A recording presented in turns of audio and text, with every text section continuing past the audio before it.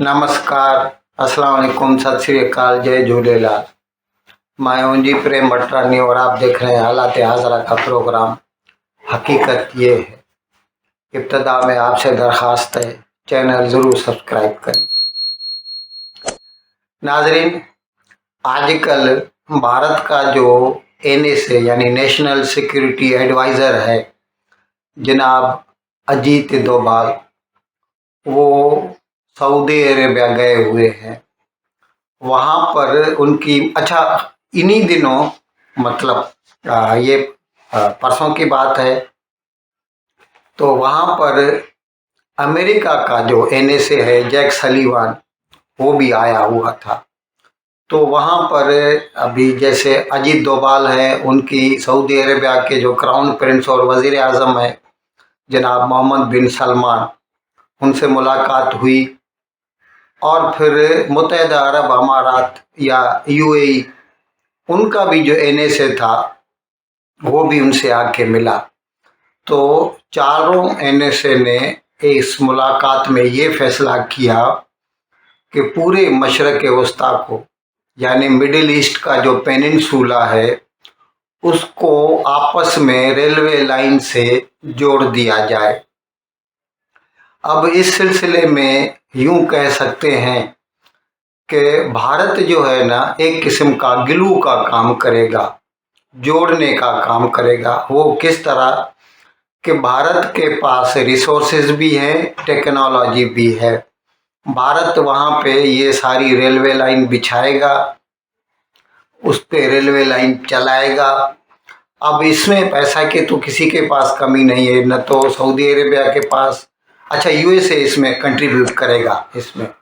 इसी तरह जैसे पहले चीन ने वहाँ पर जो है बेल्ट एंड रोड इनिशिएटिव के तहत जो रोड बना रहा है वहाँ पर, ये हकीकत में उसके जवाब में है। और इस तरह अमेरिका नहीं चाहता कि मशरक़ वस्ता या मिडिल ईस्ट जो है वो उसके दायरे असर से बाहर हो जाए।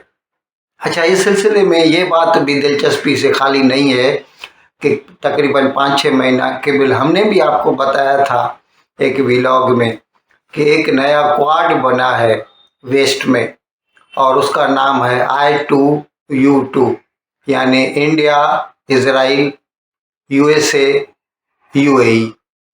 ये जो क्वाड 4 मुल्कों का जो एक इत्तेहाद था, उसमें से फिलहाल इजराइल को निकाल दिया गया है और उसकी जगह पे सऊदी अरेबिया आ गया है। तो अभी ये सारी जो रेलवे लाइन बिछेंगी, तो ये रेलवे लाइन इस तरह बिछाई जाएंगी कि उनकी कनेक्टिविटी जो है ना, मिडिल ईस्ट के जो सी पोर्ट्स हैं, बंदरगाहें हैं, वहाँ तक जाएगी।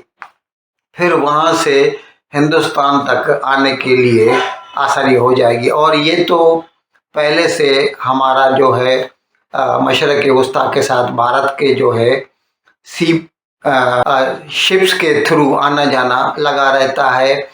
और ख़ास तौर पर अभी जैसे कुछ रोज़ के बिल में हमने आपको बताया था कि FTA भी साइन हुआ है 6 महीने पहले, मैंने बताया था आपको, मुत्तहिदा अरब अमारात के साथ, GCC के गल्फ़ कोऑपरेशन काउंसिल के साथ भी फ्री ट्रेड एग्रीमेंट हमारे हुए हैं, जिसकी वजह से हमारे तिजारती ताल्लुकात में बड़ी पेशरफ्त हुई है, तेज़ी आ गई है। और हमारे मुत्तहिदा अरब अमारात की तरफ एक्सपोर्ट्स भी बढ़ गए और इंपोर्ट्स भी बढ़ गए। फिर अगर मशरक़ वस्ता के अंदर ये सारी रेलवे लाइन बिछा दी जाएंगी तो पूरे मशरक़ वस्ता में हर जगह पर भारत की मसनूआत पहुँच सकेंगी और वहाँ से जो है उनकी मसनूआत होंगी वो भारत तक आ सकेंगी। वैसे भी हमेशा मतलब ट्रेडिशनली तो भारत जो है मशरक़ वस्ता से ही तेल ख़रीदता रहा है। सबसे बड़ा हमारा ऑयल सप्लायर इराक़ रहा है, उसके बाद सऊदी अरेबिया। ये अलग बात है कि पिछले साल जब से ये यूक्रेन की जंग शुरू हुई है और फिर रशिया के ऊपर पाबंदियां आयद कर दी गई और फिर रूस ने उसके लिए डिस्काउंट देना शुरू किया, तो भारत ने भी फिर अभी कुछ तकरीबन 35% भारत का जो तेल है अभी रूस से आ रहा है। और जाहिर है कमाई कौन छोड़ेगा, वो इतना रूस से तेल आ रहा है कि उसको प्रोसेस करके यही तेल जो है उसी यूरोप को और उसी अमेरिका को भारत बेच रहा है। नाजरीन, 2-3 रोज के बिल में हफ्ते के रोज सैटरडे के दिन जनाब इमरान खान चेयरमैन पीटीआई उन्होंने एक रैली से खिताब किया।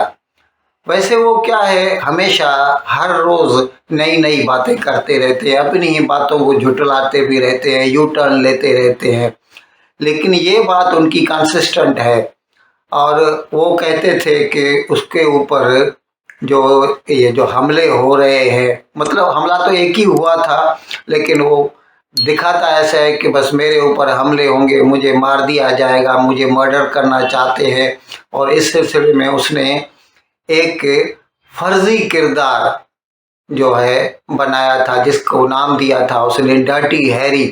कि डर्टी हैरी यानी उसका मतलब था कि ये पाकिस्तान की फौज से ताल्लुक़ रखता है। वो डर्टी हैरी जो है इमरान खान का कत्ल करना चाहता है।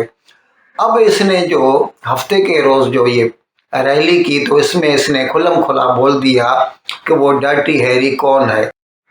उसने बताया कि वो डर्टी हैरी जो है वो आईएसआई का मेजर जनरल फैसल नसीर है। हकीकत में इसने पिछले साल जब वजीराबाद में उसके ऊपर हमला हुआ था, तब भी इसने ऐसा कहा था कि उसके ऊपर हमला करने में 3 लोग जिम्मेवार हैं।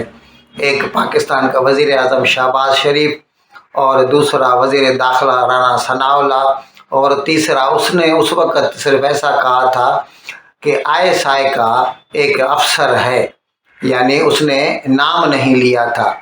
अभी उसने सीधा सीधा नाम ले लिया है।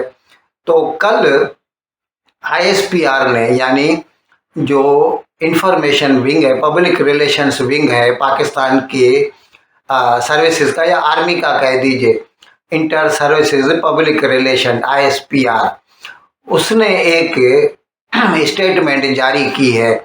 और उसमें उसने कहा है कि ये जो पीटीआई चेयरमैन ने तोहमात लगाई है, इल्ज़ामात लगाए हैं, ये सिरे से बेबुनियाद। मैं आपको अंग्रेजी में पढ़ के सुनाता हूँ, फिर उसका तर्जमा भी करता हूँ। Chairman PTI has levelled highly irresponsible and baseless allegations against a serving senior military officer without any evidence। अब आईएसपीआर का कहना यह है कि जनाब, अगर आपके पास कोई सबूत है तो कोर्ट के दरवाजे आपके लिए खुले हैं। आप जाइए हाई कोर्ट में, सुप्रीम कोर्ट में, कहीं भी जाके इसके लिए रिकोर्स लीजिए, दरवाज़ा खटखटाइए। वैसे तो आपके लिए तो बहुत आसान है, क्योंकि इस वक्त जो पाकिस्तान की सुप्रीम कोर्ट है, it is hell bent on supporting Pakistan Tehreek Insaf और इमरान खान। तो फिर आप क्यों चुप करके बैठे हैं? जाइए हमारे ऊपर केस कर दीजिए।